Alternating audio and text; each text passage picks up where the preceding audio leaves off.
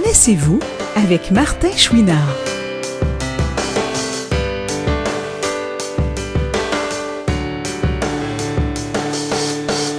Aujourd'hui, Martin rencontre quelqu'un que vous avez peut-être découvert grâce à sa voix, Sébastien Blondeau.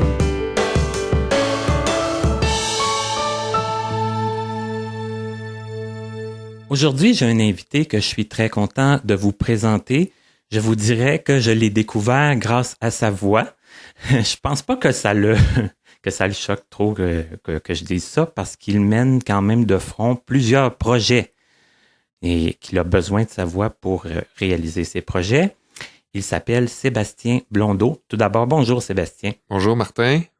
Hey, merci beaucoup d'avoir accepté de participer parce que j'imagine que au début, quand j'ai communiqué avec toi, tu avais pas vraiment d'idée de qui j'étais.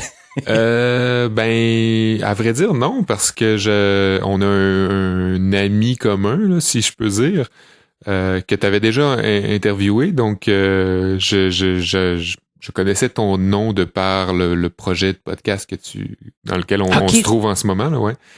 OK, par Kevin. Par Kevin Breton. Kevin Breton, okay. Qui est une étoile montante. Hein, Effectivement. Ambassadeur de la mobilité universelle, de l'accessibilité universelle, devrais-je dire. Effectivement. OK, c'est que tu avais entendu parler de moi par Kevin avant que je communique avec toi. Ben oui. Okay. Fait que au moment où j'ai eu de tes nouvelles, je savais à propos du projet, là. OK. Ouais. Parce que bon, on s'entend que moi, je suis toujours à la recherche de personnes. Je reçois principalement des personnes non-voyantes. Kevin, je trouvais ça intéressant parce que il n'y avait pas de problème de vision, mais il y avait un autre handicap. Et puis toi, on s'entend que t'as pas de problème de vision. Non. Et puis j'en reçois de toute façon de temps en temps des personnes qui ont pas de problème de vision. Et sauf que ça court pas les rues, comme on dit. Non. Ça fait qu'un jour, je t'ai entendu lire un livre audio, et puis forcément, vous vous nommez à la fin, puis je t'ai cherché par rapport à ça, puis c'est de même que moi, je suis rentré en contact avec toi, ça fait que ça prouve qu'il y a bien des façons d'entrer en contact avec des gens. Ben oui, j'ai été surpris que ce soit de par mes lectures de livres audio et non pas par Kevin Breton justement. Je pensais que ça aurait été par l'entremise de Kevin que tu aurais eu, disons, accès à mon nom, là, ou je sais pas, eu l'idée peut-être de faire un épisode, une entrevue avec moi. Le hasard en a voulu autrement, mais ça s'est fait quand même à peu près tout dans les mêmes temps. Moi, j'avais été invité à un moment donné à Ça me regarde, puis c'est là que j'ai eu l'idée d'inviter Kevin, puis okay. Tout a déboulé suite à ça. Ça a été un entrecroisement de situations. Un concours de circonstances. Un concours de circonstances que je considère très heureuse parce que j'ai eu comme un invité avec Kevin qui a été très intéressant et aujourd'hui, c'est toi. Alors, pour commencer, j'aimerais faire un petit peu comme je fais avec mes autres invités qui ont des handicaps visuels, mais on s'entend qu'on va peut-être passer un petit peu plus vite, vu que tu nous diras pas qu'à un moment donné, t'es tombé aveugle ou que t'es né aveugle, puis comment... Je fais de l'astigmatisme, Martin. OK. Fait que peut-être c'est pas grand-chose comparé à bien d'autres handicaps visuels, disons, là. Mais ça m'handicape pas bien, sauf... Mais t'entends quand même des termes reliés aux yeux, un petit peu peut-être à cause de ça. Ah oui, forcément, les yeux étant, j'ai l'impression, un sens super fragile, là. Très fragile, oui. Ça, je peux te le En vieillissant, on finit par entendre plein de termes à gauche puis à droite, là. Mm-hmm. Ouais. Tu dis le mot vieillissant, là, tu me fais suer un peu. T'es quand même encore très jeune. Ouais. Mais t'as changé de dizaine, on va dire, en 2020. Ça fait que peut-être que ça a une signification plus importante. Ouais, ben je m'incluais pas nécessairement en disant ça. Là. Je parlais en général, en vieillissant, on finit par, tu sais, notre entourage quand il vieillit, Moi, je voulais faire comme une espèce de lien poche un peu. Vas-y, excuse-moi, je te coupe. Non, mais en ramenant ça à l'âge, puis en ramenant ça à ton année de naissance. OK. On peut le dire? Ben oui. 1990? Oui. Comme la chanson de Jean Leloup. Comme la chanson, oui. Et tu es né où, toi, Sébastien? À la même place que notre bon ami Kevin, à Saint-Georges-de-Beauce. C'est pour ça que je suis ami avec. En fait, on vient du même endroit. Saint-Georges-de-Beauce, la capitale beauceronne, la métropole beauceronne. OK. Ouais. Donc, t'as vécu là un bon bout de temps. T'es allé à l'école là. Jusqu'à mes 19 ans. OK, jusqu'à tes 19 ans. Faut dire qu'il y a un cégep là. Ouais. Donc t'es allé même au cégep là. Exactement. Ouais. OK. Et puis, juste pour faire un petit saut de rien du tout dans le primaire, puis un petit saut de rien du tout dans le secondaire. Au primaire, quel genre d'enfant tu te souviens avoir été? Est-ce que tu étais quelqu'un qui aimait l'école, Ouais, le genre d'enfant qui aimait l'école, mais qui avait la difficulté à se concentrer. Un peu un cas classique là, de garçon dans la lune. Là. Je pense que c'est pas très rare, disons, d'avoir un gars qui regarde par la fenêtre là, pendant tout un cours, puis qui se rend compte que finalement le cours est fini, puis qui pensait que ça commençait. Là. Qui n'a pas écouté grand-chose. Qui n'a pas écouté grand-chose, c'est ça. Ça a été pas mal ça, tout mon primaire, puis même le secondaire, là, un peu. Là. De la difficulté à rester sur les quatre pattes de la chaise. J'aimais beaucoup le français, puis j'aimais beaucoup, en fait, l'école, mais j'avais pas... je me décourageais assez vite, je pense. OK. Ouais. Fait que ça... Dû à ton manque de concentration. Puis, probablement, ou juste peut-être parce que aussitôt que j'avais un peu de difficulté à quelque part, je lâchais prise. Je ferai pas pitié avec cette histoire-là, mais tout ça pour expliquer le fait que rendu au secondaire, j'avais pas nécessairement plus d'intérêt que ça. Sinon que rendu au secondaire, on pouvait choisir ses cours, puis on pouvait avoir de la musique, on pouvait avoir du théâtre, on pouvait avoir de l'art plastique, puis multiplier ce genre de cours-là. Les cours qui touchaient un peu plus nos intérêts. Là. Exactement, ouais. Mm-hmm. Et est-ce que ça t'a empêché Est-ce que tu as eu quand même des bonnes notes? Est-ce que tu étais quand même un étudiant?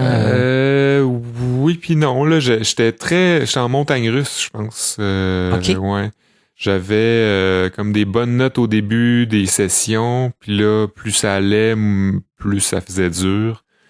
Puis là, éventuellement, je commençais à paniquer, puis je passais ça à la fesse.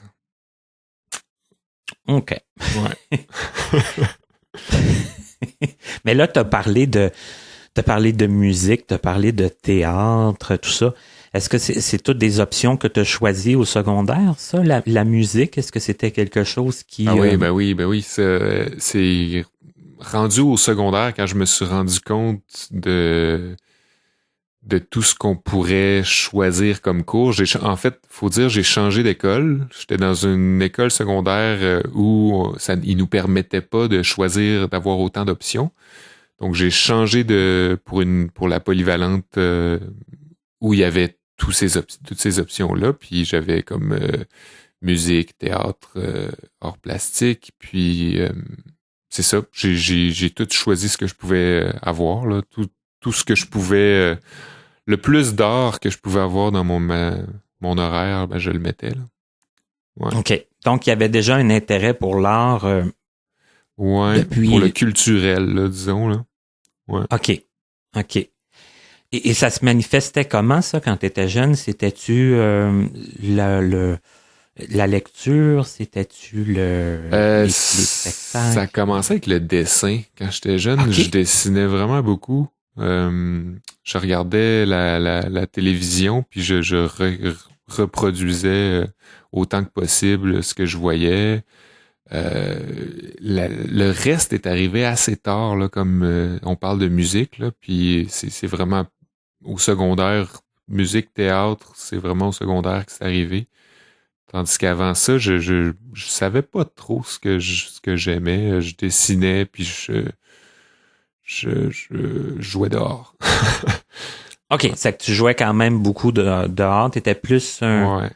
un enfant d'extérieur. Ouais, ben c'est surtout à partir du moment qu'on socialise, ben là, les amis sont à l'extérieur, donc c'est le point de rencontre là. On veut toujours aller s'amuser avec les gens de notre âge, là. Fait que c'est plus pour cette raison-là, parce qu'à partir du moment que je suis devenu, disons, adolescent, puis là, on se rencontrait plus dans des sous-sols ou dans les salons des amis, ben là, je suis devenu un peu moins actif. Je pense que j'ai eu un parcours assez cliché, là. Puis arrivé au secondaire, ben là, j'ai troqué le dessin pour les cours de théâtre, les cours de musique, toutes sortes les cours d'art plastique aussi, là, qui étaient bien intéressants. Ouais. Mais on pourrait quand même synthétiser en disant que c'est parce que je parlais d'extérieur, mais en réalité, c'est que t'avais pas de difficulté à te faire des amis, puis Non, c'est ça. Il y avait quand même plusieurs enfants dans mon quartier, là, puis je pense que ça a aidé à avoir une sociabilité, si je peux dire, facile, là. Ouais. Plusieurs Okay. personnes de plusieurs âges différents, puis ouais. Puis rendu à l'école, ben là, à chaque année, on est dans une classe différente, donc on se fait des nouveaux amis à chaque année.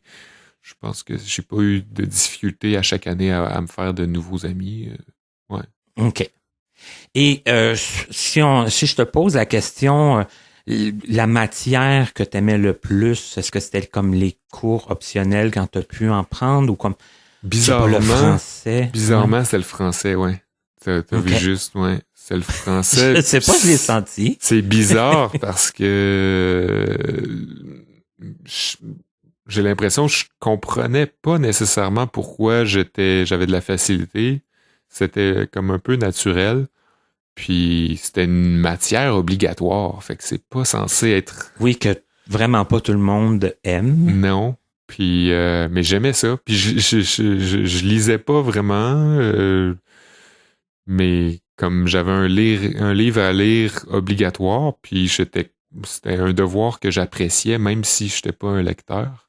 Puis, ben, comme de fait, rendu au cégep, puis à l'université, ben, je suis allé en lettres. Donc, un peu comme par défaut, je me suis dit, c'est la matière dans laquelle j'ai de la facilité, donc je vais aller là. Ouais. Et qui va avoir de la lecture à faire beaucoup. Énormément, oui. Énormément. Ça m'a traumatisé. Avoir 20 livres à lire dans un mois, là. J'avais jamais eu cette expérience-là. J'avais jamais... Ben, moi, j'aime beaucoup lire. J'ai lu beaucoup dans mon enfance, mon adolescence. Je pense que je t'en parlais quand on s'est parlé pour préparer l'entrevue. C'est comme des livres audio. J'ai commencé à en lire, j'avais à peu près 5 ans. Mais j'ai fait arts et lettres au cégep, moi aussi. Ah oui? Oui. Et moi aussi, j'ai été quand même traumatisé par la quantité de livres qu'il a fait à lire. Puis forcément qu'on n'avait pas le choix de chevaucher parce que on avait comme 3, 4, 5 cours de... Ben, je vais t'avouer quelque chose, Martin, là, en primaire, là, j'ai pas tout lu mes livres. Ben là, moi non plus.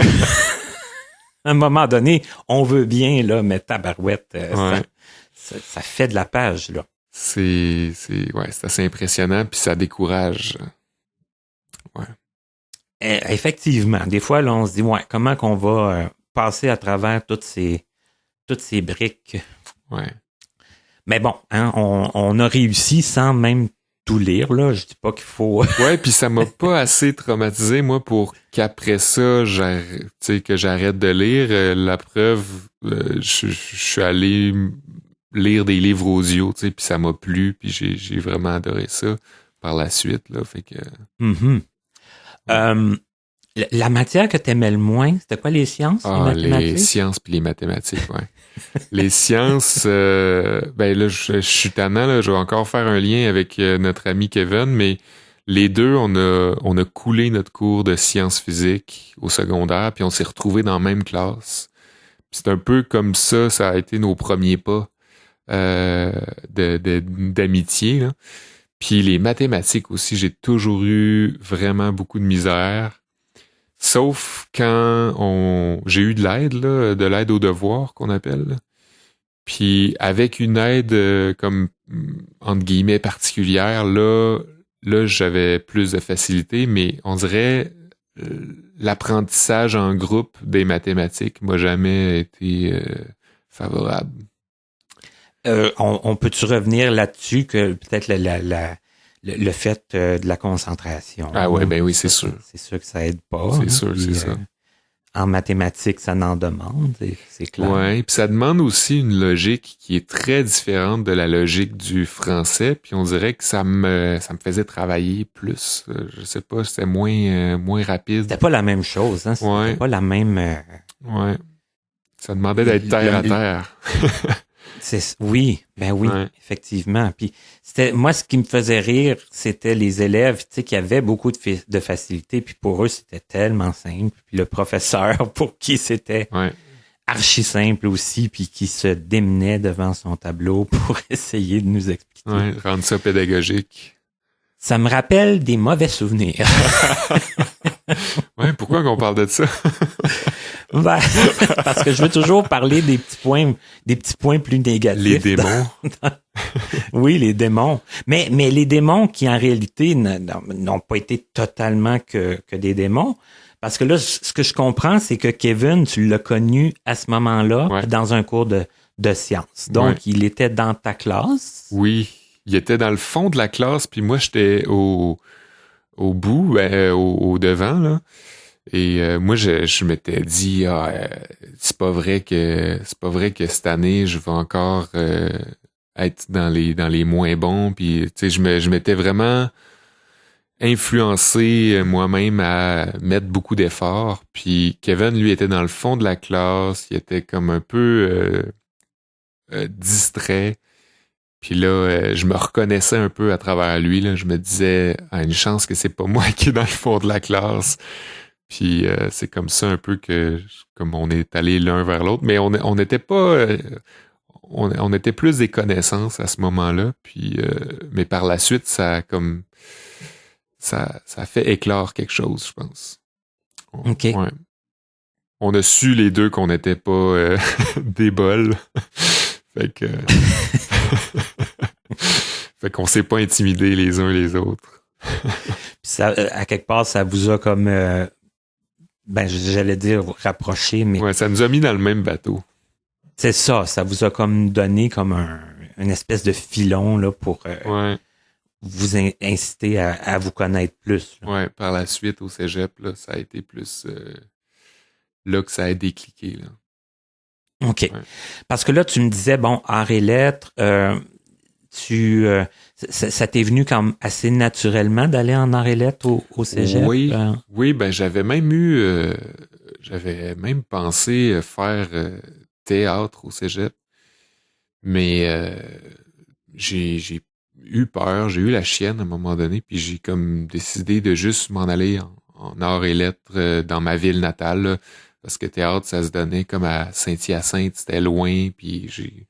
Ce qui te donnait la chienne, c'était de quitter? C'était de t'éloigner? Je sais pas. Je suis arrivé là-bas pour l'audition, puis j'ai vu tous les gens qui étaient là, tout le monde était très préparé, tout le monde était super impliqué, puis il y avait comme une espèce de petit test avant qui comptait pas pour l'audition, mais qui était juste qui existait juste pour qu'on partage ce qu'on aime dans le théâtre. Puis moi, je me suis rendu compte que je savais pas quoi dire. Ça m'a un peu dérouté. Puis là, je me suis dit, ah non, c'est sûr que... C'était comme un peu un aspect improvisation, là, comme un peu de... Non, c'était plus que le test nous demandait c'était quoi qu'on aimait du théâtre, c'était quoi nos pièces préférées, Mais à brûle pour point, là, sans que vous ayez eu la chance de vous... Exact, sans qu'on le sache, ouais. OK. Puis, tu sais, avoir été féru de théâtre, ça m'aurait pas dérangé, mais là, ça m'a mis en face le fait que j'aimais le théâtre, mais j'en étais pas un... Qu'il y en avait peut-être des plus... Des plus fous que moi, tu sais, des gens plus fous de théâtre ou des gens qui en consommaient beaucoup plus, en tout cas. Fait que je me suis dit, c'est pas ma place, ça m'a découragé, puis je me suis rabattu, entre guillemets, sur les arts et lettres, mais je suis vraiment content d'avoir fait ça parce que c'est là que je me suis, je pense, le plus épanoui. Là. Ouais. Mais là, Sébastien, tu m'excuseras, mais je pense que l'entrevue va aller dans plusieurs sens. Ouais. Mais tu l'as peut-être remarqué, je suis curieux un peu. Puis un jour, tantôt, si tu me trouves que je suis trop curieux, tu me le dis. Ça va. Mais le théâtre, là, quand t'avais pris des cours à l'école au cégep, de théâtre? Ouais. Oui, au cégep, mais avant ça, au secondaire. Ouais. C'est ça, hein? Mais ça a été quand même assez fort pour presque t'enligner vers ça. Ouais, j'aimais beaucoup l'impro, c'est pour ça. J'aimais ça, j'aimais ça improviser, j'aimais ça comme les espèces de situations fictives dans lesquelles on se mettait en groupe. Je trouvais ça intéressant de construire là-dessus. Mais le théâtre, c'est quand même une discipline, puis c'est quand même très lourd aussi à porter. Fait que je me suis rendu compte que je n'étais pas nécessairement fait pour ça, là, après ça. Parce que c'est sûr, moi, j'ai jamais suivi de cours de théâtre, là, mais l'aspect improvisation, c'est une chose, mais là, est-ce qu'il vous faisait faire une pièce? Est-ce que vous aviez déjà beaucoup de textes à apprendre? Dans les cours, oui. Oui. OK. Ouais, on avait plusieurs, soit des extraits de pièces ou des pièces complètes. Puis oui, il y a certains rôles qui ont beaucoup de texte, mais il y a d'autres rôles qui ont beaucoup moins de texte. Puis c'est pas toujours si impressionnant, là. Des fois, suffit de réviser un peu, puis avec l'histoire, on finit par apprendre les lignes assez facilement. Là. Paraître comme dans le contexte de la pièce. Exact. Ouais. Est-ce que tu as quand même eu une expérience d'un rôle avec beaucoup de texte? Est-ce que tu as eu la chance d'essayer ça? Je pense que le plus de textes que j'ai appris, c'était pour mes auditions, justement. OK. Ouais. OK. Ça m'a obligé à faire des extraits qui avaient comme des rôles comme importants, là, comme le bourgeois gentilhomme, puis de Molière, puis le Ticoc de... Gratien Gélina? Ouais, exact. Fait que c'est des pièces où le rôle qui était dans l'extrait, c'est le rôle principal, donc il y a des longs paragraphes à dire. Mais sinon, ailleurs, dans mes cours, dans les autres pièces que j'ai faites, je m'arrangeais, on dirait, pour avoir un rôle. Je préférais avoir un rôle un peu en retrait, mais qui avait comme une place, en tout cas, une place qui... Un rôle de soutien, on pourrait dire. Ouais, je trouvais ça intéressant. Pas le rôle principal, mais... Un rôle principal, c'est comme... c'est bien stressant. C'est comme tu disais, ça peut être lourd, ouais. Là, tu portes une partie de... Ouais. De la représentation. C'est ça. Puis après ça, au cégep, étant donné mon historique, ça me tentait pas non plus de trop m'investir parce que j'avais peut-être une plaie, là. Puis j'ai fait 2 petits rôles dans une pièce au cégep, encore une fois avec le fameux Kevin Breton. Parce que M. Breton a fait du théâtre, lui aussi, je me souvenais pas qui. Ouais, au cégep, mais il l'a sûrement pas mentionné parce que... Hey, je vais-tu être obligé d'y demander la permission avant de passer l'entrevue? Ouais, je sais pas. Non, ça, d'après moi, non. Ça me surprendrait, moi aussi.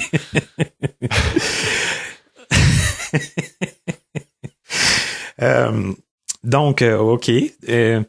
Et t'as parlé de musique aussi. Est-ce que tu jouais de l'instrument? Est-ce que tu... Oui, au secondaire, j'ai commencé à jouer un peu de guitare. Puis là, on avait un petit groupe avec des amis. Puis être en groupe aussi, c'est beaucoup plus enthousiasmant. Là. Fait que je me suis à un moment donné très impliqué là-dedans. Fait que j'ai commencé à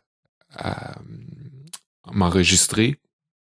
Ça m'a introduit à l'enregistrement audio, puis là c'est là que j'y ai pris goût, puis que j'ai commencé à développer cet intérêt-là, cette passion-là pour l'enregistrement audio.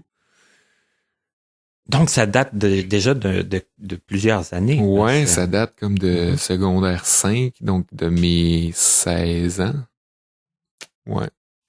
Donc une quinzaine d'années, là. Ouais. Déjà. Ouais, déjà.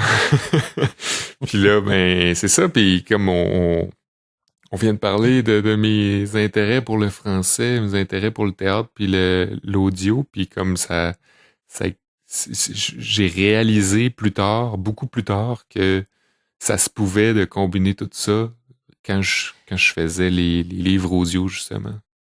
En tout cas, moi, j'en apprends en parlant, mais c'est ce que je constate. Ça a l'air de s'être comme bien... Mais Martin, j'étais mêlé avant ça, là. Je me disais, c'est quoi le rapport de faire des études en français, de passer autant de temps à enregistrer de l'audio, puis comme, tu sais, je me disais, il y a pas de... Puis j'ai fait des cours aussi un peu à l'université en audio numérique. Je comprenais pas où ce que je m'en allais avec ça, là. Je comprenais pas. Revenons aux arts et lettres. Oui. Parce que, bon, j'ai été là-dedans, moi aussi, puis je me suis posé beaucoup de questions aussi. Parce que là, bon, tu dis que tu as fait l'audition pour entrer en théâtre. Ouais. Ben, tu l'as passé, l'audition. Oui, mais c'était lamentable. Puis, c'était lamentable. Oui. Donc, t'as pas été pris? Non, j'ai pas été pris. Non. Je pense, je veux pas me enlever mes fautes, là, mais je pense que je me suis aussi, malgré le fait que j'avais peu d'expérience, je me suis aussi saboté, je pense. Parce que ça me tentait plus. Ouais, puis c'est ça, t'as eu comme ton moment de panique. Ouais. Donc, mais tu t'es retourné quand même assez vite, puis là, arts et lettres, on comprend que tu as été accepté, on comprend que t'as sûrement été bon, t'as sûrement bien... Ben, oui, je me souviens plus tant, mettons, académiquement, comment je performais. Je sais que j'ai eu beaucoup de plaisir, puis que j'avais pas de difficulté à m'investir dans les projets. Fait que ça, c'est déjà un bon signe. Académiquement, là, je me souviens plus, c'est bête, mais je pense que je performais bien, sauf exception.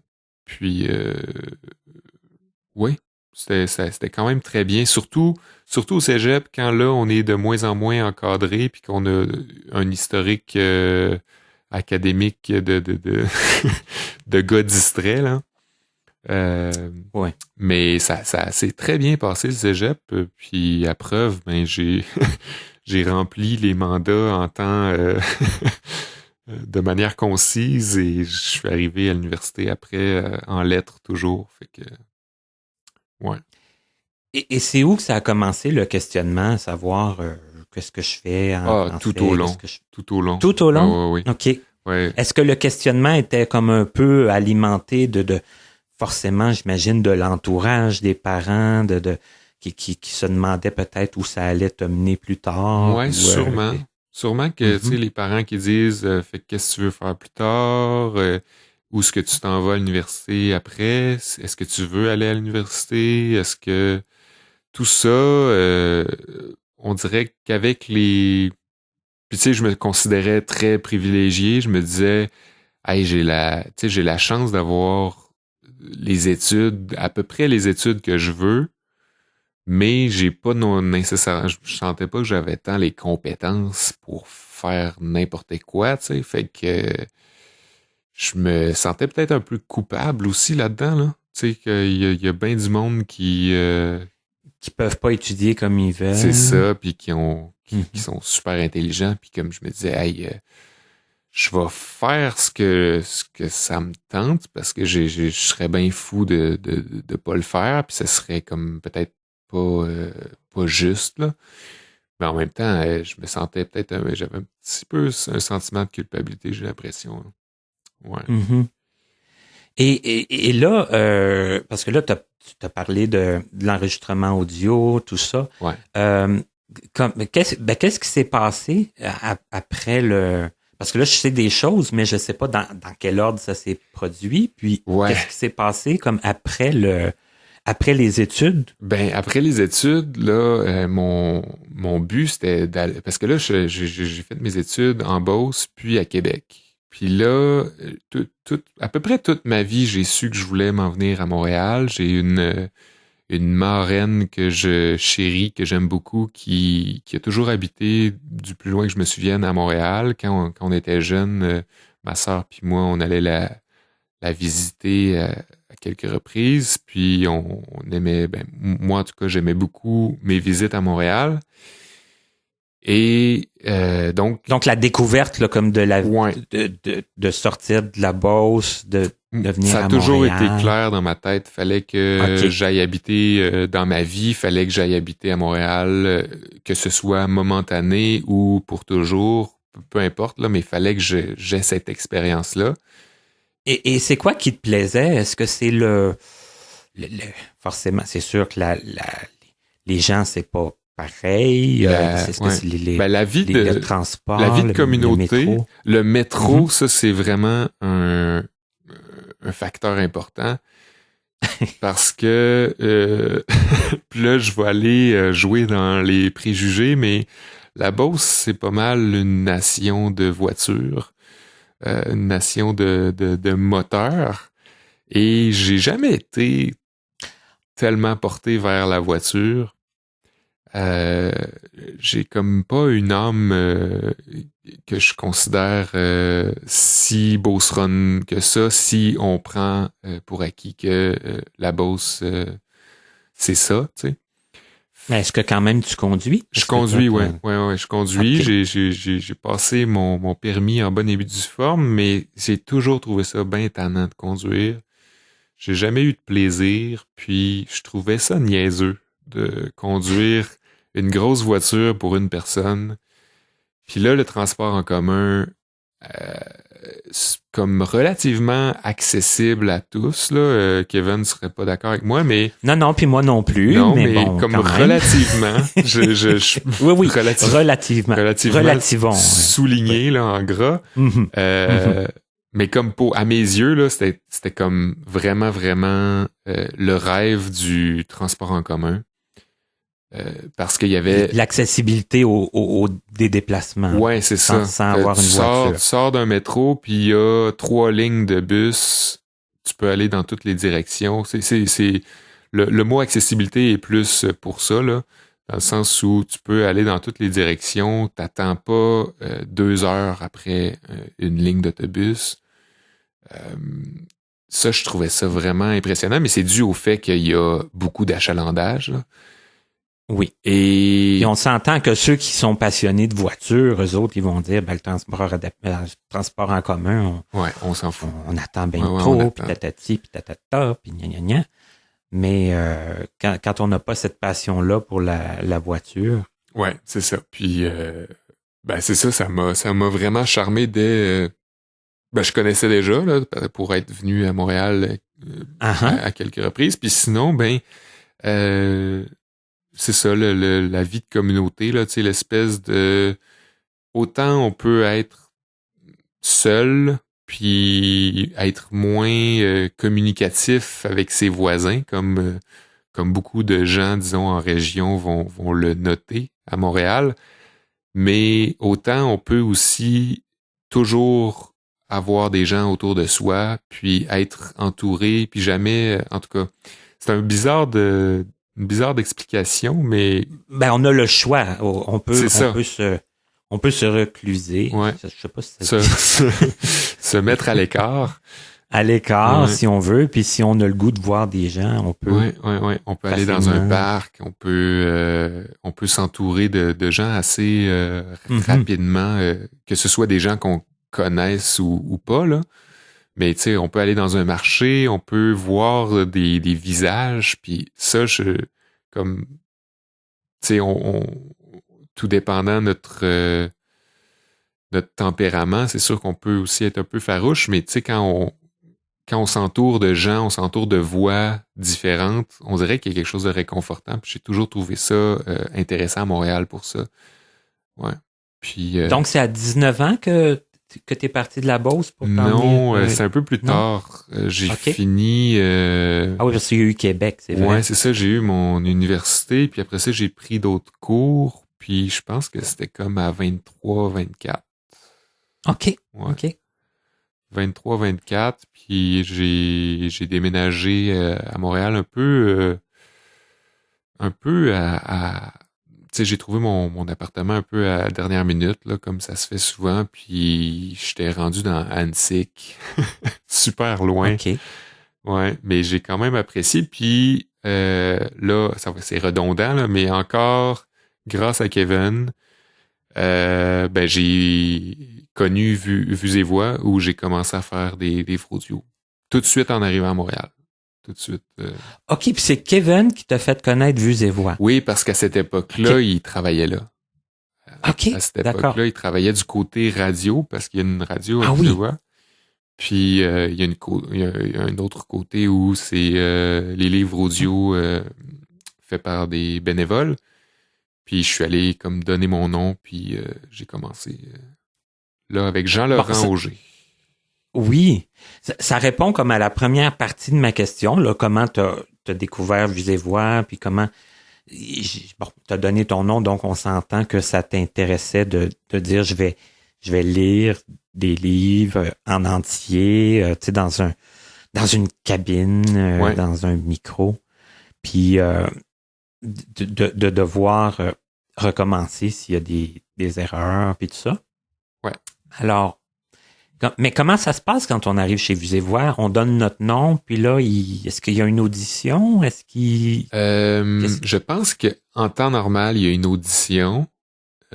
Moi, j'en ai pas eu, je pense, parce que je suis arrivé comme au bon moment. Pour moi, là, en tout cas, là. Il y avait un besoin urgent pour un livre, puis il y avait besoin de quelqu'un de disponible, puis il y avait besoin d'une voix. Tu sais, je cadrais pas mal dans entre guillemets, le casting, là. Tu sais, il cherchait une voix de jeune homme. Donc, c'est ça. Je suis arrivé comme au moment où il y avait besoin de ça. Il y avait besoin de quelqu'un, puis en plus, il y avait une préférence pour la voix. Pour le livre qui avait besoin de livrer, c'était un personnage de jeune homme, donc il y avait besoin de ce type de voix-là. Donc je suis arrivé à ce moment-là, puis ils m'ont mis tout de suite dans une cabine avec Jean-Laurent. Ils m'ont expliqué comment ça fonctionnait. Jean-Laurent Auger m'a coaché, parce qu'il faut dire que en temps normal, sauf pour certains comme qui sont un peu plus pros, là, si je peux dire, des gens un peu plus habitués. Pour la plupart des gens, ça se faisait avec un moniteur. Donc, il y a un lecteur dans la cabine, puis un moniteur à l'extérieur de la cabine qui vérifie si tous les mots ont été dits de la bonne manière, qui lit avec le lecteur dans sa tête, puis qui enregistre en même temps. Donc, qui s'occupe de la technique. Exactement, là. Ouais. Fait que toi, t'es de ton côté dans la cabine, ouais. Tu lis fort dans le micro. Ouais. Mais tu as un contact quand même avec le moniteur. Puis le moniteur peut m'arrêter à tout moment, puis parler dans son micro à lui pour me communiquer, là, parce que sinon, à travers la cabine, on s'entend pas, parce qu'elle est insonorisée. Puis lui, il me dirait tu t'as oublié une phrase, ou t'as sauté une ligne, ou ben non, t'as dit tel mot plutôt qu'un autre. Ouais, c'est ça. OK. Ouais.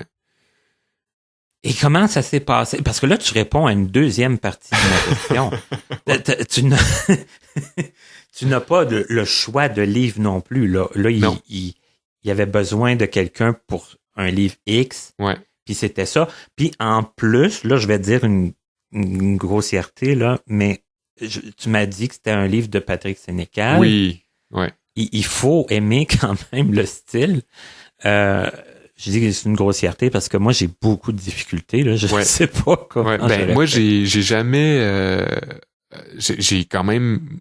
Je dois dire, on partage peut-être certains goûts, Martin, parce que j'ai jamais non plus été tant porté vers le gore ou l'horreur, là. Ni dans les films ou dans les livres, mais j'ai jamais préféré avoir un livre plutôt qu'un autre pour les lectures audio, parce que j'ai pas tant vu ça comme une lecture pour moi.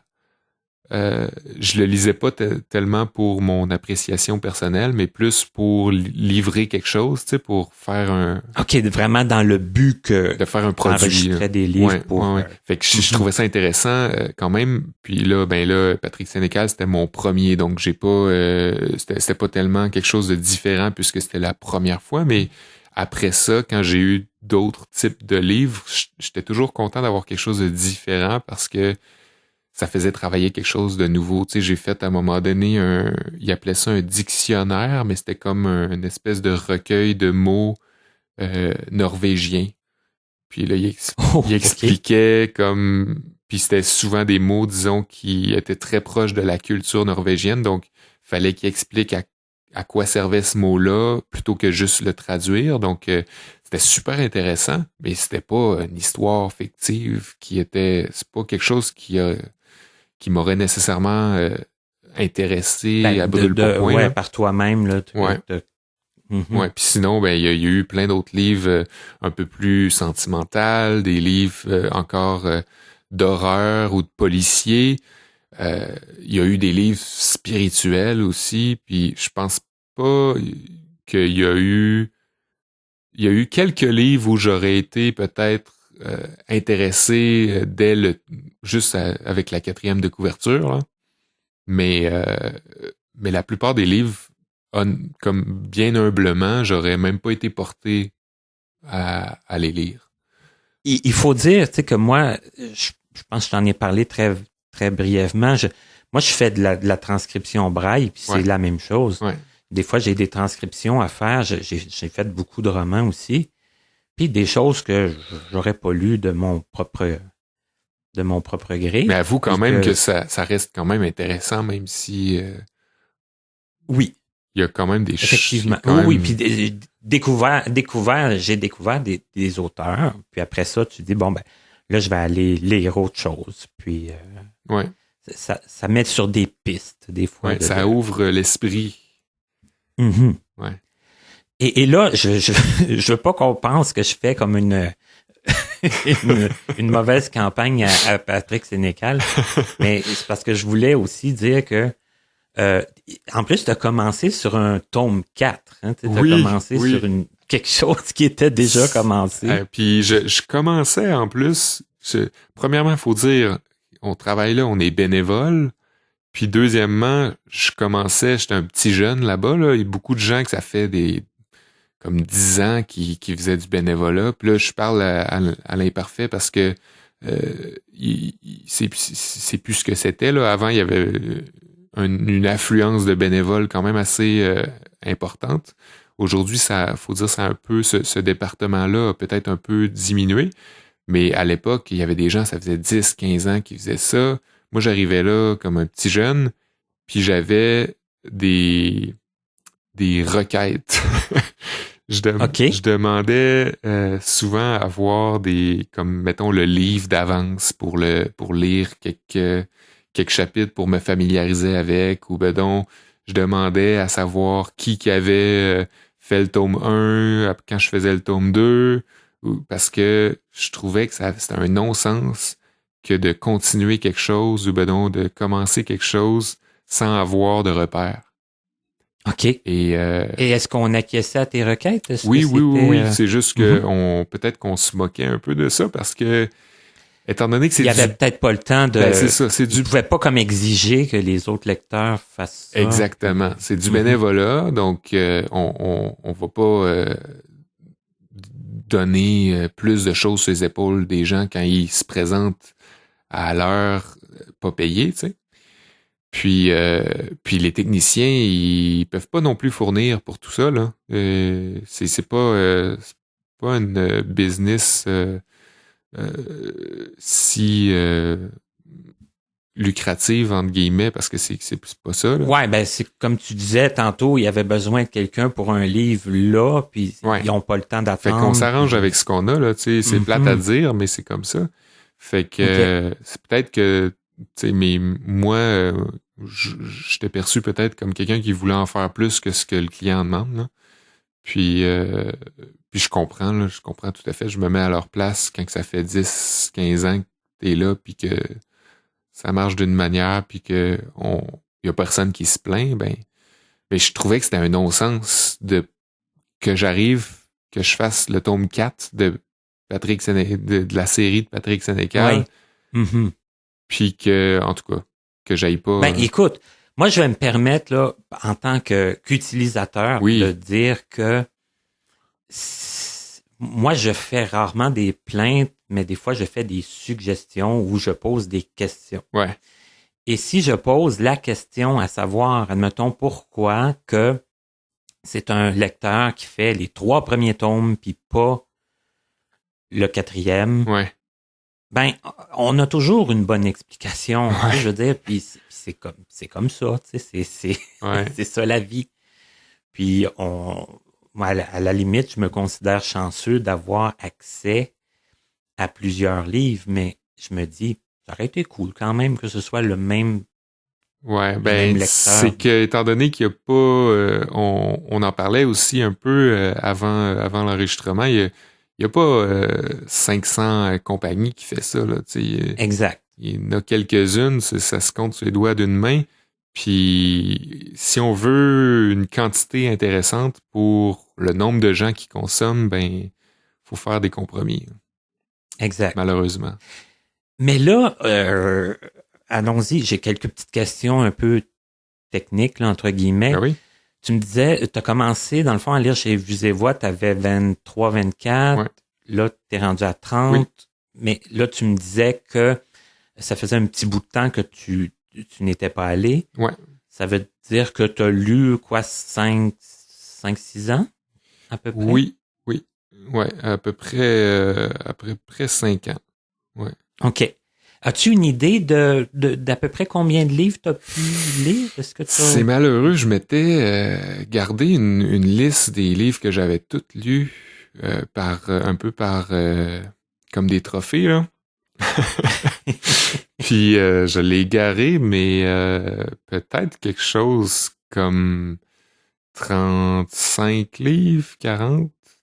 Ouais. Quand même? Ouais. Quand même? Ben oui, j'étais quand même assez chanceux, on me rappelait. Puis ben moi j'acceptais le plus possible là, parce que je trouvais ça plaisant, surtout que j'avais en plus la chance de conserver mon moniteur, d'avoir mon acolyte avec moi, Jean-Laurent Auger. Puis tu travaillais tout le temps avec ce monsieur-là? La plupart du temps, oui. Le plus possible. Ouais. Il y a eu quelques fois où j'ai pas pu, mais la plupart du temps, on était jumelés. On formait une bonne équipe, je pense. On était peut-être à l'occasion un peu délinquants, mais ça faisait peut-être ça faisait peut-être notre mérite aussi. Puis ouais, lui, il m'a beaucoup aidé, autant dans ma lecture que dans ma confiance, parce qu'il y a ça aussi, là. C'est fascinant de voir la psychologie derrière la lecture, là. Puis Jean-Laurent, c'était la personne parfaite pour ça. Il m'analysait beaucoup, puis il me disait, c'est étrange que t'arrêtes en plein milieu de ta phrase, puis qu'il n'y ait pas de raison, que la phrase était bien dite, tu lisais comme...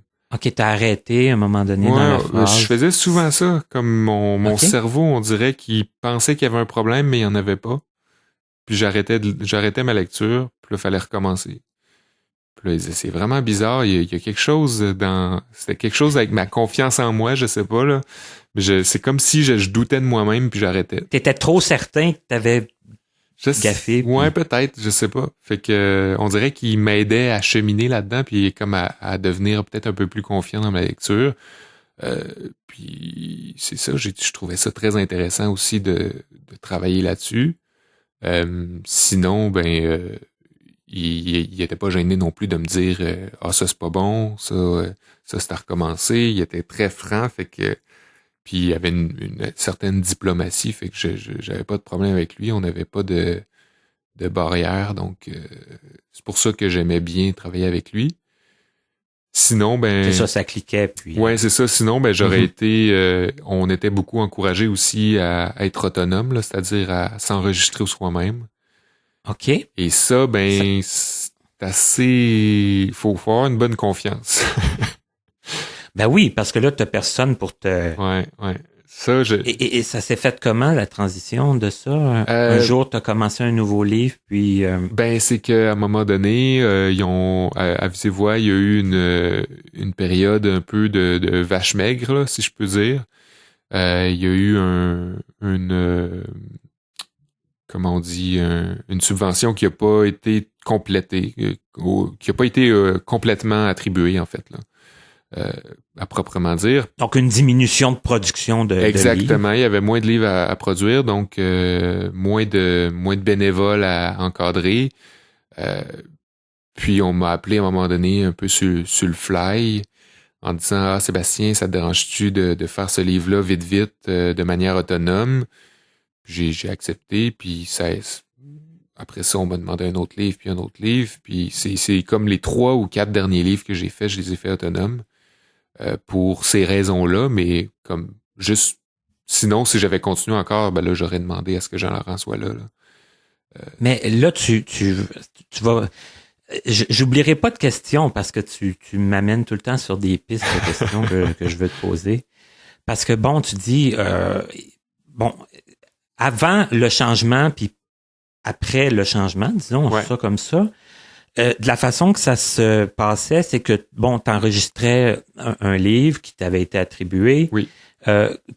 Combien d'heures que tu allais par semaine?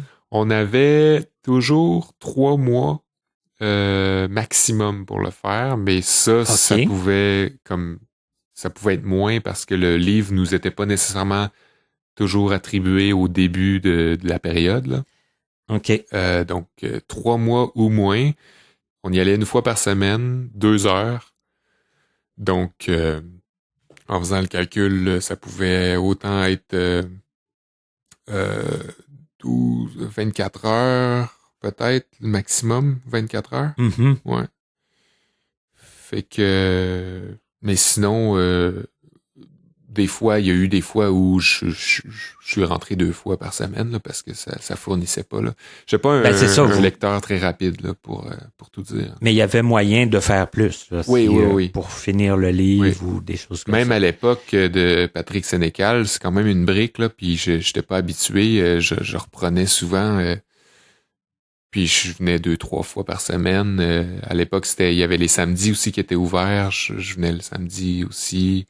On restait des fois comme tout un après-midi. Ouais.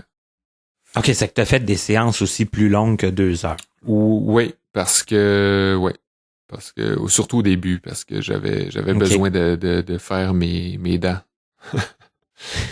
Ouais. Et là, quand le livre était terminé, t'avais pas déjà nécessairement un autre livre qui t'était attribué, là. Des fois, tu attendais qu'il te rappelle, puis... c'est arrivé à l'occasion que j'avais déjà un livre, mais habituellement, on repartait chez soi, puis 1 semaine ou 2 passait, puis on nous rappelait après pour nous dire ça te tente-tu de faire tel livre de Michel Tremblay ou...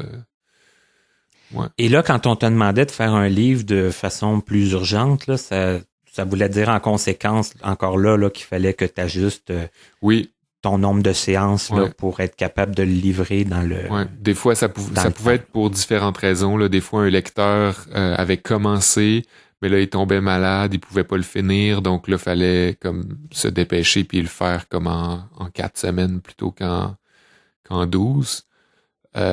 Des fois, c'était parce qu'il y avait un sous-traitage d'une autre compagnie, donc là, fallait le faire, mais on avait moins de temps parce que le livre avait été attribué à une autre compagnie avant ça. Ouais, il avait été livré ailleurs. Ouais, puis, donc des fois, pour différentes raisons, ça faisait en sorte qu'on avait moins de temps, puis il fallait comme mettre les bouchées doubles. Mais ça arrivait pas nécessairement à chaque mois non plus, là. Ça arrivait quand même pas si mais il fallait s'ajuster avec le temps ouais. qui restait comme pour la production. Oui, ben c'est ça. Fallait être disponible pour faire ça, là. Faut quand même vouloir à partir du moment qu'on accepte, en fait, là, parce qu'il y a toujours possibilité de dire j'ai pas le temps c'est ce mois-ci, j'ai pas le temps de passer 2 heures minimum par semaine à lire un livre, mais moi habituellement j'essayais de pouvoir être là. Puis aussi, ben le fait d'être bénévole aussi, ça change beaucoup notre rapport au travail. J'ai l'impression. Moi, en tout cas, quand j'ai commencé ça, je trouvais que c'était pas un bénévolat typique, là. Je trouvais ça beaucoup plus intéressant de mes... Ben, c'est parce que c'était dans tes cordes. Ouais, là, c'est ça. Mais il y a aussi le fait que tu voyais les autres être là, puis j'imagine c'est la même chose dans d'autres sphères de bénévolat, là, d'autres métiers. Mais tout le monde a le goût d'être là, contrairement aux gens qui sont payés pour leur job, parce que ils ont rien d'autre à faire que d'être contents d'être là, tu sais. Ils sont là pour les bonnes raisons, c'est ça. Fait que moi, j'aimais beaucoup cette dynamique-là, de voir tous les bénévoles arriver et repartir, le sourire aux lèvres, à vouloir faire leur job, puis à s'appliquer, même s'il n'y avait pas de raison capitale, là, de raison... Et là, bon, je vais faire ma question plate, là. Qu'est-ce que tu as trouvé le plus difficile ou le plus difficile à gérer? Est-ce que c'était justement quand il y avait moins de temps pour faire un livre? Mais non, pas nécessairement. Je trouvais ça dur, je pense, de me rendre compte que j'y mettais trop je m'impliquais peut-être un peu trop. Okay. Je mettais comme trop d'importance, puis j'avais le goût de... Puis je pense que ça pesait peut-être lourd aussi sur Jean-Laurent, parce qu'au début, Jean-Laurent m'a beaucoup formé, puis c'était lui qui me disait non, ça t'as pas dit ça correctement, mais à un certain point, j'ai commencé à faire cette job-là, tu sais, à dire Jean-Laurent, on peut-tu reprendre ça parce que c'était pas à mon goût. Puis là, je commençais à comme... me mettre... T'auto-évaluer, ouais. T'auto-corriger. C'était peut-être un peu malsain parce que on dirait que je voulais... j'avais un perfectionnisme là, qui mal placé. Là. Ouais. Okay. Parce qu'à force d'en faire aussi, ben on finit par voir c'est quoi qu'on aime de... Tu sais, c'est dur de s'écouter, mais on finit par être obligé de s'écouter puis à voir qu'est-ce qu'on fait bien puis qu'est-ce qu'on fait moins bien puis qu'est-ce qu'on préfère. Puis on dirait, là, j'étais tombé là-dedans. Là, puis, OK. Ouais.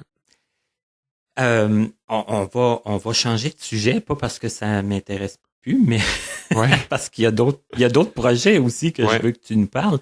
Mais cet après-midi, sais-tu qu'est-ce que j'ai fait? Qu'est-ce que... Non? Je vais aller télécharger Malphase Tome 4. Ah! J'ai écouté le début. Oui. Je voulais savoir c'était quoi les premières minutes de lecture de bénévole. C'est gênant, ça. Mais j'aurais pas vu de différence si tu me l'avais pas dit. Ça fait que ouais. si ça peut te... si ça peut te rassurer. Ben voyons donc. Mais je ne crois pas que je vais pouvoir le lire au complet parce que... C'est assez... faudrait que je commence par le 1, là. C'est assez macabre. Mais bon, hein, je voulais faire ma petite portion têteuse là parce que je te l'ai dit la semaine passée quand on s'est parlé. Tu sais, moi, j'accorde beaucoup d'importance quand même à la voix. Tu sais, pas tant sur le fait que admettons, le tome 1, c'est pas le même narrateur que le tome 2, mais je trouve tellement qu'il y a des voix qui vont bien dans tous les styles de lecture. Tu sais, comme toi, tu le disais tantôt, tu as lu plusieurs styles. Moi, j'ai lu peut-être 3 ou 4 livres que c'est toi qui avais enregistré, puis OK. je trouvais toujours que ça fonctionnait et que c'était à la fois, tu sais, une lecture intéressante puis une lecture aussi apaisante. Parce que on dirait qu'il faut qu'il y ait les deux. Là. Dans mon cas, moi, tu sais, je lis pas pour être stressé, mais faut que la lecture se tienne aussi. Ouais, je comprends. Ouais. Puis je trouve que ça, tu le rends très bien. Hein, merci. J'espère qu'il y en a d'autres. Ben, c'est sûr qu'il y en a d'autres qui t'ont entendu, mais qui vont savoir, qui vont faire le lien avec l'entrevue d'aujourd'hui. Ah oui, mais je trouve ça encore terriblement spécial de se faire dire. Parce que ça m'est arrivé comme 3, 4 fois, mettons, là. Des gens qui disaient, hey, je t'ai lu. Oui. Mais tu sais, comme, parce qu'on dit ça. c'est pas mon livre, là. C'est juste, c'est moi qui l'ai lu, tu sais. Mais en tout cas, je trouve ça bien spécial de se faire dire qu'on se fait lire. Tandis que moi, tu sais, j'ai lu ce livre-là à un moment donné dans ma vie, puis that's it, là, mais comme... En tout cas. C'est parce que là, c'est sûr que tu dis, hein, là, c'est enregistré et c'est disponible pour des... Ouais. pour des siècles. Pour des siècles, pour des centaines de personnes. Ouais. Ben oui. Ouais. Alors, je disais au début que tu avais plusieurs projets, dans le fond, que tu utilises la voix. Oui. Puis là, ça s'explique parce que, bon, on a compris aussi ton intérêt pour l'enregistrement audio. Ouais. Quel autre projet qui est venu après Vues et Voix, mettons? Après Vues et Voix, je pense que c'est arrivé en même temps que j'ai arrêté de lire à Vues et Voix, en fait. OK. Quand j'ai arrêté en fin 2018, début 2019, j'ai commencé 2 projets en même temps.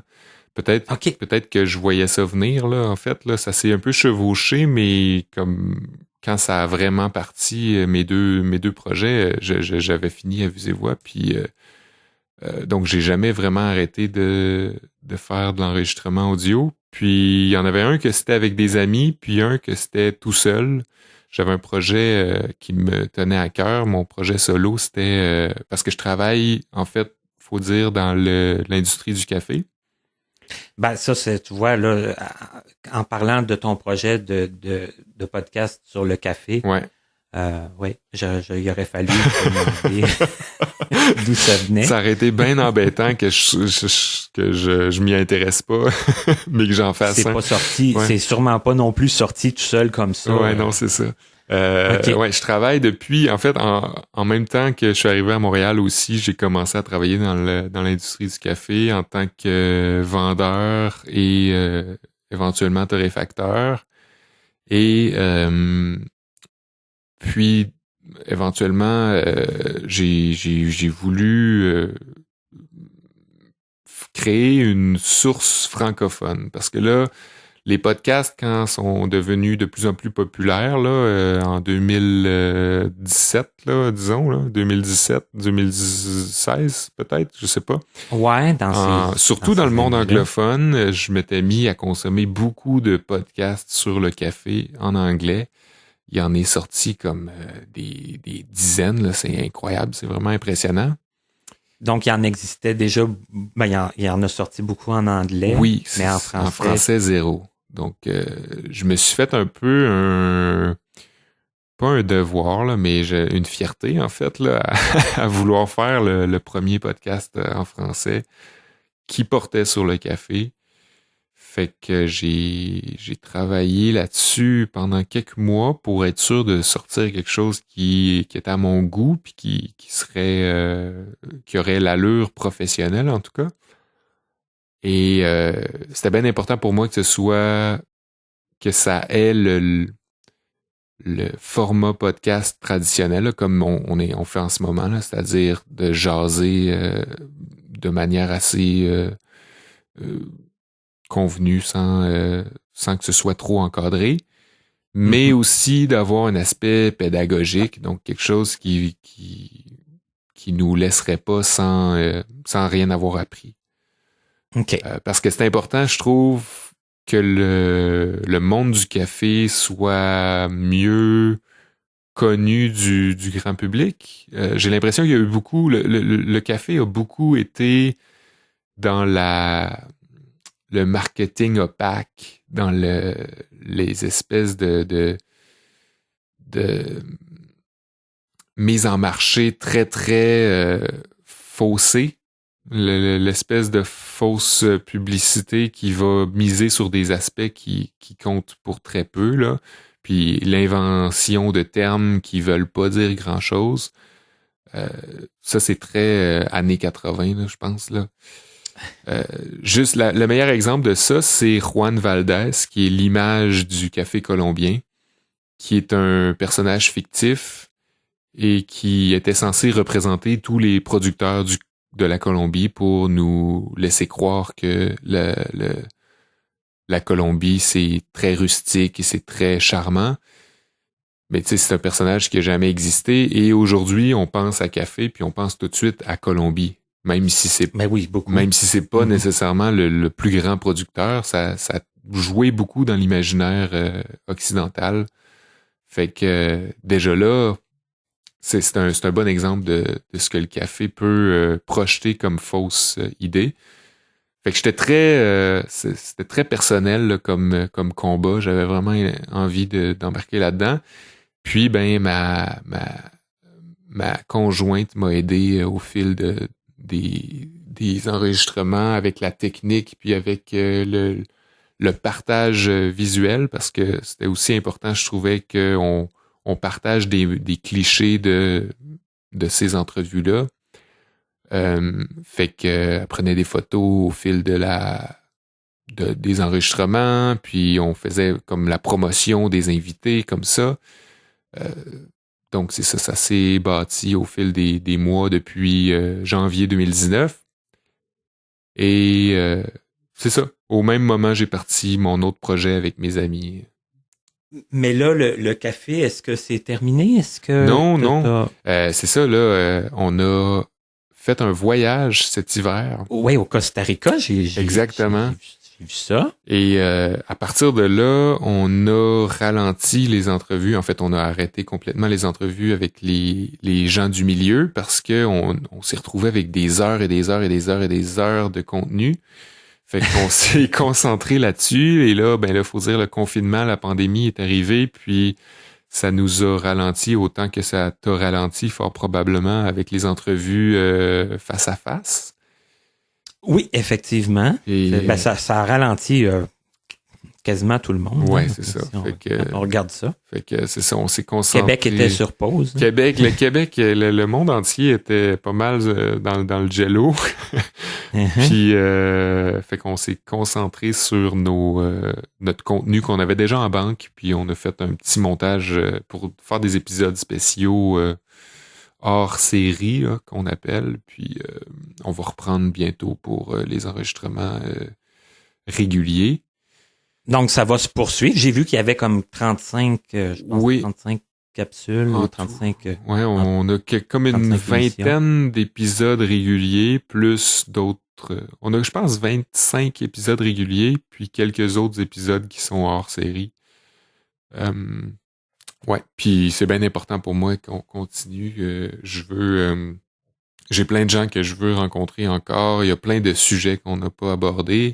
C'est ça, t'es pas rendu au bout des sujets. Je faisais exprès aussi de pas d'essayer d'être un peu plus précis avec certaines personnes quand ça valait la peine d'y aller dans le spécifique là, parce qu'il y a certaines personnes qui ont beaucoup de connaissances. Je trouve ça intéressant d'aller en profondeur, tandis qu'avec d'autres, on reste en surface un peu plus pour pas que ce soit non plus trop rebutant pour un néophyte.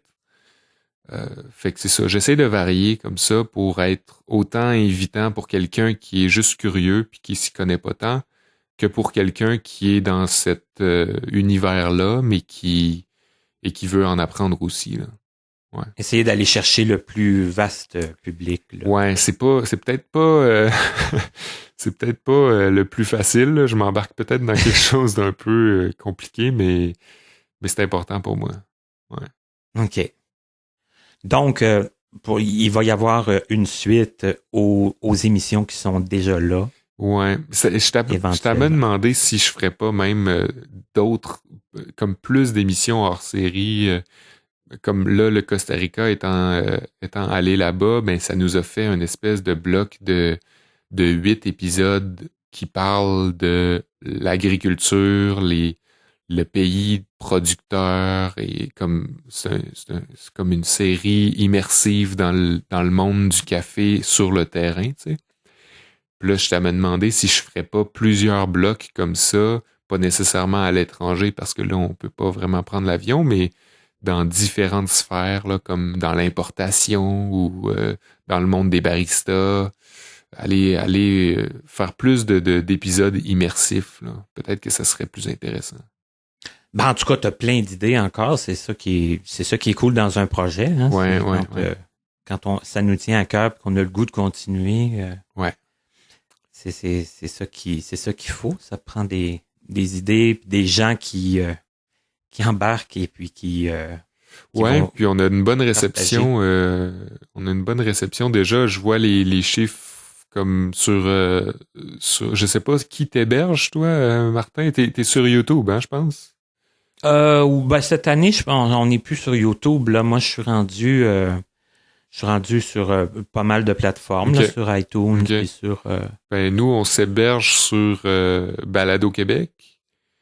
OK. Puis à partir de là, eux, ils nous dispatchent un peu partout sur plusieurs plateformes. Puis avec cet hébergement-là, c'est possible de voir les statistiques. Les chiffres. Moi, c'est Anchor. OK. Ouais. A-N-C-H-O-R. Ouais. Et puis, c'est la même chose, là. Je peux voir Mais là, moi, ça fait pas longtemps que toutes les émissions de Connaissez-vous sont rendues là. OK. Mais c'est ça, on peut voir tous les chiffres, là. C'est ça qui... c'est intéressant, ouais. C'est ça qui est intéressant, au moins, là. De voir quel épisode a plus pogné, puis quelle sorte de courbe aussi, selon le mois. Moi, pendant la pandémie, tout à coup, ça a vraiment ralenti. C'est bizarre, les gens avaient plus de temps, mais ils étaient moins portés à écouter des balados, j'ai l'impression. Moi, c'est drôle parce qu'au mois d'avril, il y a eu comme une éclosion. Ah oui. Bon, regarde. C'est ça. C'est le fun de voir ça, de voir c'est quoi la courbe des écoutes. Là. Ouais. Puis là, ça a repris là, dernièrement, moi, comme en août. Là, quand les gens ont commencé à retrouver leur routine là, en début août, début septembre. Ouais. Tu vois, moi, c'était un peu l'inverse, là, parce que pendant l'été, j'en avais pas mis. Là, ça fait que c'était comme un peu la saison tranquille, ouais. Mm-hmm. Et là, il y a un autre projet en plus. Oui. Donc, ouais. En tout cas, tu chômes pas certains. Ouais, je me mets un peu les pieds dans les plats parce que c'est beaucoup de jobs bénévoles. Ouais. Ben oui. Ouais. Puis là, tu disais que l'autre projet, c'était avec des amis. Ouais. Quelqu'un, je pense qu'on a parlé tantôt, d'ailleurs. Ouais, je sais pas si j'ai encore le droit. Il y a un moratoire sur son nom, hein. Je sais pas si j'ai encore le droit de dire son nom, mais sinon, avec Olivier Bradette aussi, un ami à nous deux, un ami commun. Puis, on est, dans le fond, trois gars curieux à différents niveaux, là. Puis on s'est dit qu'on pourrait peut-être... on s'ennuyait un peu de... Là, on a parlé de l'école au début du balado. Ben oui, puis j'ai vu le lien tantôt là quand j'ai fait des recherches sur le titre de votre projet. C'était un peu ça le projet. Là, on s'ennuyait de l'espèce de structure scolaire. Certains pour d'autres... En fait, certaines personnes pour certaines raisons. Puis... d'autres pour d'autres raisons. Là. Autrement dit, Olivier Bradette qui s'ennuyait vraiment de la structure scolaire telle qu'on l'entend. Moi, c'était plus pour les projets, les travaux d'équipe. Lui, c'était plus pour l'apprentissage concret. Là. scientifique, là, tu sais, le travail, la méthode scientifique d'aller faire des recherches puis de vraiment décortiquer tout un sujet, là. Puis Kevin Breton, qu'on a mentionné plus tôt, qui lui aussi s'ennuyait pour une raison autre. Je pense que c'était pour les exposés oraux. Aller s'informer sur la politique puis aller l'animer par la suite. On sait que Kevin sa profession c'est l'animation là. Oui. Fait que déjà là on voit c'est quoi ses cordes. Fait que c'est ça. On s'est dit pourquoi pas faire une émission de balado qui nous oblige à reprendre les bancs d'école puis à faire une espèce de structure de journée de classe, là. Donc, chacun, on a un cours à faire sur un sujet précis. Les trois, on a le même sujet, mais il faut prendre un angle différent. Donc, mettons, je prends mathématiques, puis Kevin prend anglais, puis Olivier prend sciences. Ben là, on va parler du même sujet sous ces angles-là. Comme par exemple, on a parlé du stade olympique à un moment donné, puis moi j'avais pris mathématiques justement, puis j'avais fait un peu à la blague, c'était combien qu'on pouvait rentrer du stade olympique dans la Lune, par exemple. Fait que là, j'avais fait le calcul, puis là, faut dire que je m'étais pas nécessairement, je m'étais trompé, là, j'avais pas tellement eu les bons résultats, mais l'idée est là, tu sais. Ouais. Et ça, vous sortez une émission par semaine, d'après ce que j'ai vu? C'est quand même beaucoup de travail, ça aussi. Ouais, ben, parce que on n'avait pas nécessairement pensé à faire ça à ce rythme-là, mais on avait pitché l'idée à des stations de radio parce qu'on s'était dit que ça pourrait être un format et puis un concept qui intéresse des stations de radio. Puis, Canal M, qui est la radio de Vues et Voix, justement, pour y revenir, et CISM, la radio de l'UDM, de l'Université de Montréal. Ils ont tous les deux embarqué à notre grand étonnement et à notre grande satisfaction. Et donc, ça nous a obligé à un certain format un peu plus strict, puis une cadence peut-être plus... un rythme plus rapide qu'on aurait pensé. Là, fait que vous aviez peut-être pensé au début. Ouais, c'est ça. Fait que, OK. Ouais. Et là, comme vous êtes trois, ça demande aussi une certaine rigueur entre les trois. Là. Oui, c'est comme, ouais. Je peux pas dire qu'on est parti aussi sharp qu'on aurait voulu, là. Je pense qu'il y a eu une période tampon là au début où est-ce qu'il fallait comme s'habituer puis faire nos classes pour pas faire de mauvais jeux de mots. Pour rester dans le même dans la même thématique. Fait que il y a eu comme les premiers épisodes où on était un peu décousus, mais peut-être que ça a aussi fait notre charme parce qu'on a continué sur cette lancée-là puis là, on est quand même bien rodé, je trouve. Oui, puis vous êtes rendu à 80 quelques émissions. 86, ouais. 85, 86, puis... En tout cas, au moment d'enregistrer, là. Ouais, là, c'est ça. On a fait notre 86e cette semaine, 86e enregistrement. En décembre, on va fêter notre 100e. Fait que on est bien lancé puis c'est inépuisable ce concept là tu sais on prend en plus oui on ça prend fait pas mal n'importe quel sujet là tu sais on se censure pas là. On a fait un épisode complet sur le personnage Waluigi dans Mario Tennis sur le Nintendo. Fait que faut dire qu'on n'a pas peur d'être trop niché. Mais en même temps... J'ai vu que vous aviez fait l'analyse de Radio Enfer. Oui, aussi. Mais en même temps, on fait aussi un épisode sur la soupe, tout simplement. Où on vient de faire un épisode sur la gravité. Donc, on est capable d'être aussi vague que super précis. C'est ça, un peu plus léger par émission, puis un peu plus... Exactement. Ouais. Mm-hmm. Puis, ce que tu m'as expliqué aussi, c'est que vous enregistrez à distance, là, les trois? Oui, c'est ça. Ben, depuis le confinement, on n'a pas le choix parce qu'il y a plus de... Avant, on enregistrait chez Canal M. Canal M nous permettait comme d'enregistrer un peu comme quand on pouvait, quand on voulait, puis en échange, dans le fond, on leur donnait l'épisode. Là. Tu sais, c'est quand même assez... Ouais, ils les diffusaient, puis... Ouais, c'est ça. C'est quand même bon joueur. Puis, ben là, tous les... Il y a quelques reprises où on a enregistré aussi à CISM, en fait, mais les locaux de CISM sont moins accessibles que pour les fauteuils roulants qu'à Canal M, forcément. OK. Et c'est ça. Dans le fond, depuis le confinement, les stations de radio sont fermées. On a été obligé de s'arranger comme on pouvait. Moi, j'avais déjà quelque chose de mon côté. Olivier aussi. Puis Kevin, ben pour son travail, éventuellement, il s'est fait installer tout un aria là, pour l'enregistrement. Puis il a dû s'acheter un micro aussi pour ça. Parce que pour son travail, il s'est mis à faire du télétravail, puis il fallait qu'il anime de chez lui. C'est que ça demandait toute qu'une organisation technique. Ça. Fait que force est d'admettre que finalement, on n'a pas eu à faire grand-chose pour que ça se donne. Tu sais. Tous nos intérêts communs ou non, c'est-à-dire nos intérêts séparément. Là, Kevin pour son travail, puis Olivier pour lui aussi fait un peu de musique, ben ça nous a grillé des installations qui étaient utiles à continuer notre podcast. Donc c'est sûr. Mais sauf que la technique est différente là, pour faire tout le montage. Ouais, c'est ça. Fait que là, au lieu d'être ensemble, là, on se fait une vidéoconférence, puis on s'enregistre chacun de notre bord, plutôt qu'être enregistré ensemble.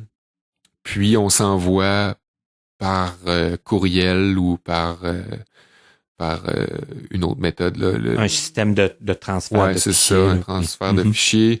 On s'envoie chacun nos pistes. Puis, dans le fond, Olivier, lui, fait le montage pour Internet. Moi, je fais le montage pour la radio. Donc, on s'envoie nos pistes, puis on fait le montage chez soi. Mais on faisait déjà le montage chez soi de toute façon au départ. Donc, ça change pas. Mais l'enregistrement se fait chacun de notre bord par vidéoconférence. Puis au début, c'était particulier. On n'aimait pas trop ça. Il y avait beaucoup... la bande passante était pas toujours clémente. Il y a des fois où on perdait un peu de ce qu'une personne disait.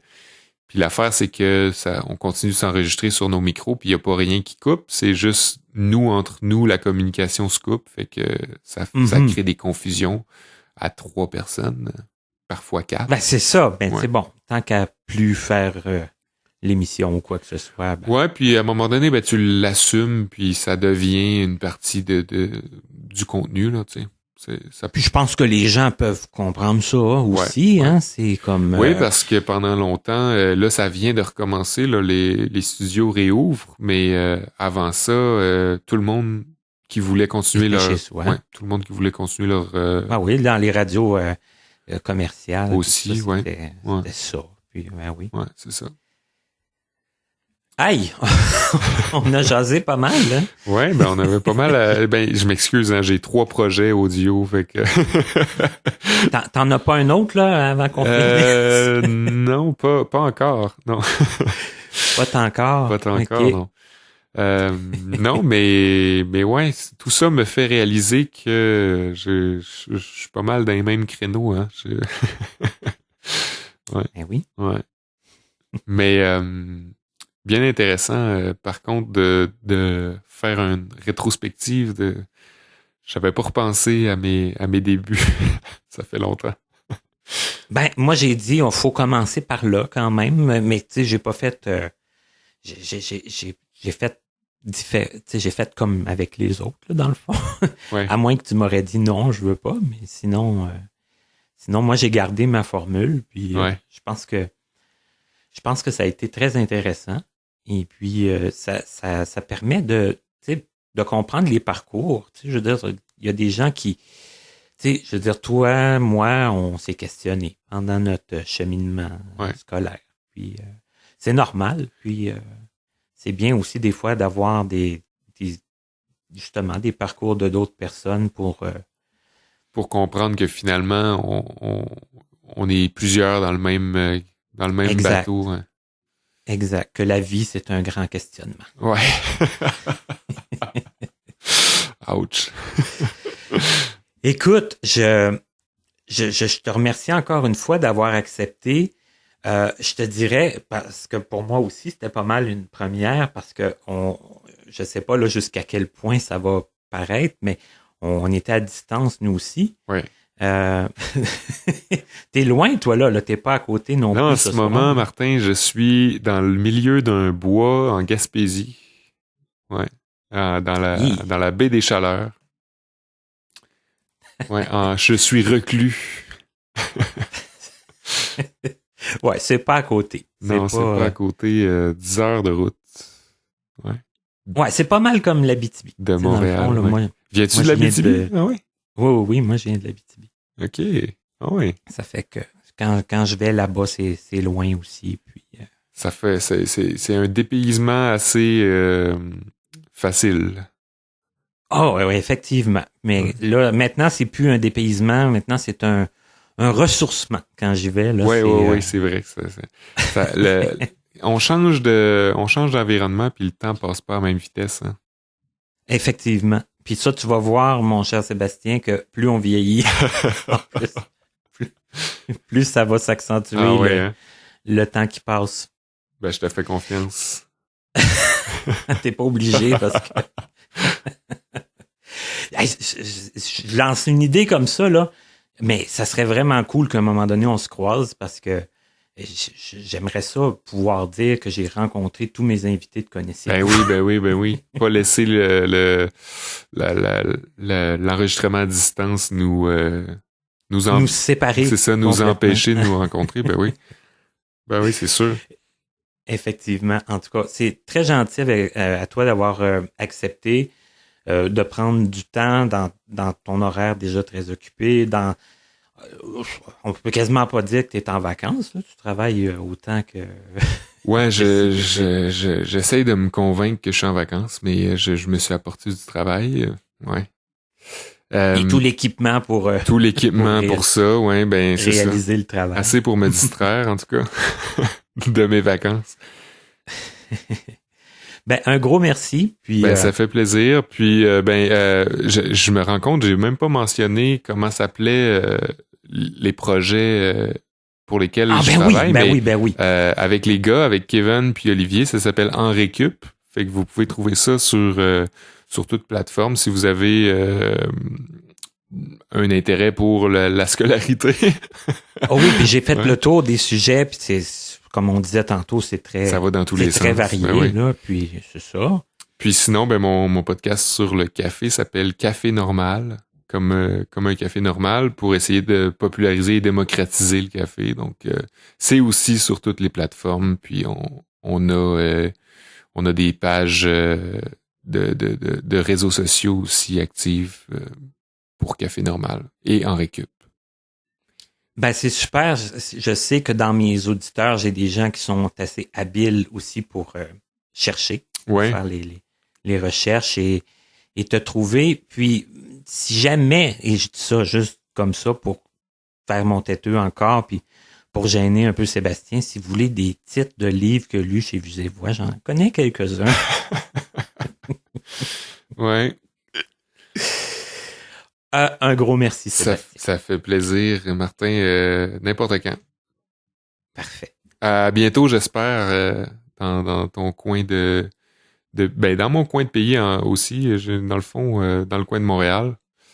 On va se lâcher un petit messenger, un petit téléphone, là, puis on se trouvera bien un petit coin. Là, on ira se cogner le coude quelque part. Plutôt que de se serrer la main, hein? Se cogner le coude, mais peut-être avec un bon café. C'est une bonne idée, ça. Cool, merci. Bon connaissez-vous pour les prochaines entrevues. Bonne chance.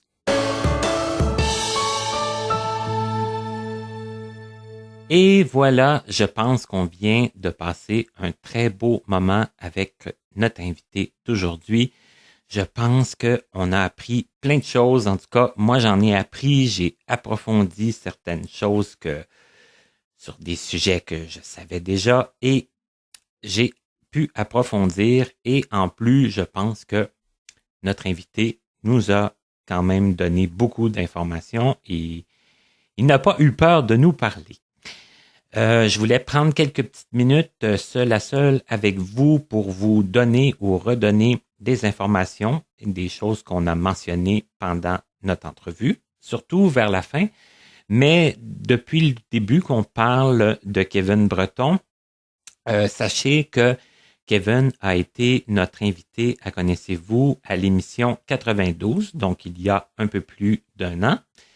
Sachez aussi que Kevin est animateur de l'émission Ça me regarde à Ami Télé. Je voulais aussi vous mentionner les autres projets dont Sébastien nous a parlé, dont un justement avec Kevin, qui est une émission de radio. Il y a aussi Olivier Bradette avec eux. Ça s'appelle En Récup. C'est diffusé sur Canal M, la radio de Vues et Voix, ainsi que sur le CISM 89,3 FM, la radio de l'Université de Montréal. Sébastien a aussi son propre podcast en solo. Ça s'appelle Café Normal. Il y a plusieurs capsules sur ce podcast-là. Si le café vous intéresse, si vous êtes néophyte ou connaisseur et que ça vous intéresse de parfaire vos connaissances sur le café, ça va quand même pas mal dans plusieurs sphères du café. Donc, vous allez pouvoir voir, ça commence d'ailleurs avec une introduction et puis ils ont fait un voyage au Costa Rica pour explorer davantage. Donc, je vous invite à aller voir ça. Le podcast de Sébastien ainsi que son émission de radio, c'est disponible évidemment sur plusieurs plateformes. Je sais que moi, j'ai cherché sur iTunes, j'ai trouvé très facilement. Et ceux qui veulent rechercher sur le Victor Stream dans la section podcast, sachez que si vous tapez là les noms des projets ou Sébastien Blondeau, ça risque de fonctionner, vous allez les trouver. Donc, je vous souhaite une bonne écoute là-dessus. Et j'ai taquiné un petit peu Sébastien à la fin. Je lui ai dit que si vous le vouliez, j'allais vous donner des titres de livres qu'il a lus chez Vues et Voix. Je vais pas attendre que vous me les demandiez. Je vais vous en donner quelques-uns. Le premier dont il nous a parlé, c'est de la série Malphase de Patrick Sénécal. Sébastien a lu le tome 4 qui s'appelait Grande liquidation. Évidemment, je vous conseille peut-être de lire les 3 autres tomes avant. C'est un petit conseil comme ça que je vous donne. Ensuite de ça, moi j'ai lu le basketball et ses fondamentaux. C'est de William S. Messier. Jean-François Sénéchal, un livre qui s'appelle Au Carrefour, mais ça aussi c'était comme une suite. Il y avait avant le boulevard. Donc, le boulevard, c'est pas Sébastien qui le lit, mais Au Carrefour, c'est Sébastien. Le livre qui m'a fait découvrir la voix de Sébastien, c'est le livre qui s'intitule Non fictif d'Olivier Sylvestre. Et le tout dernier livre que j'ai lu par Sébastien, c'est 23 secrets bien gardés de Michel Tremblay, un grand auteur, et que Sébastien a su très bien rendre.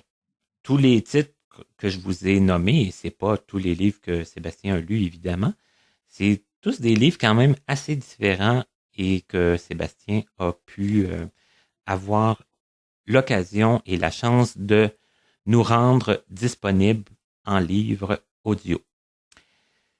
Donc, sur ce, je vous remercie beaucoup encore une fois d'avoir été là. Je vous invite à continuer de lire, à continuer d'écouter nos émissions. Je vous annonce, pour ceux qui ne le sauraient pas, que toutes nos émissions sont maintenant disponibles sur plusieurs plateformes, dont iTunes, comme je le disais tantôt, et en partance du Victor Stream aussi.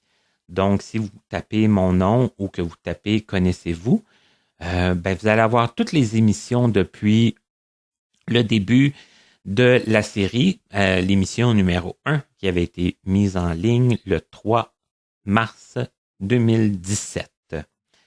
Ensuite de ça, bien, si vous voulez participer à l'émission, je vous le dis, c'est encore possible, tant qu'on ne retournera pas en confinement. D'ailleurs, j'espère qu'on n'y retournera pas.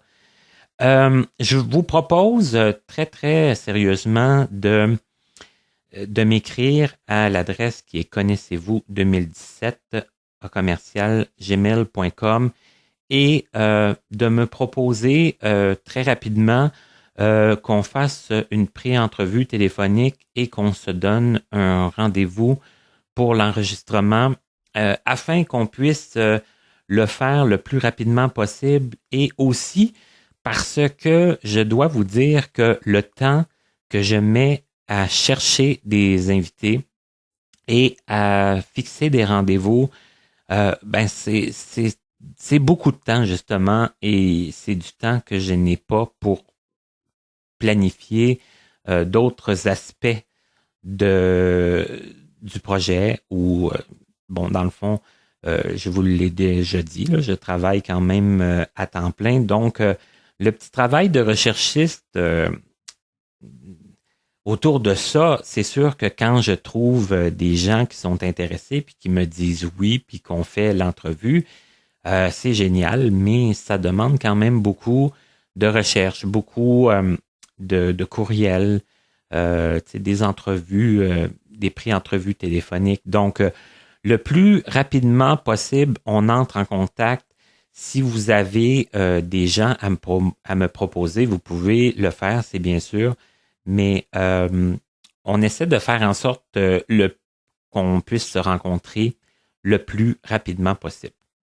Donc là-dessus, je vous laisse. Je vous souhaite une bonne semaine, un bon temps d'écoute d'émissions de toutes sortes, là, pas juste de Connaissez-vous, juste avec notre invité d'aujourd'hui.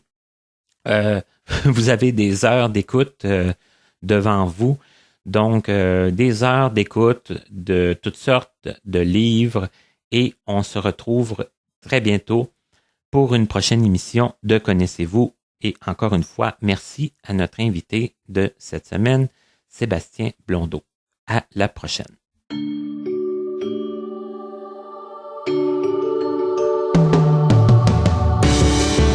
Vous venez d'écouter Connaissez-vous avec Martin Chouinard, collaborateur bénévole. Montage, Frédéric Gauthier. Mise en ligne, Stéphanie Carrasco. Musique, Stéphane Pilon.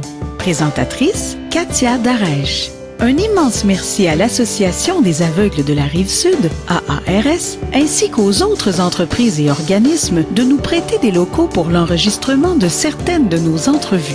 Pour connaître les dates de nos prochaines émissions, ainsi que nos invités à venir, nous vous invitons à vous abonner à notre infolettre et à nous suivre sur les réseaux sociaux. Vous pouvez nous faire part de vos questions, commentaires et suggestions en passant par notre site Internet au www.martinchouinard.com. Avant de vous quitter, il est important de vous rappeler que les opinions émises par les invités entendus à cette émission leur appartiennent et ne reflètent pas nécessairement la pensée des collaborateurs de Connaissez-vous. À la prochaine!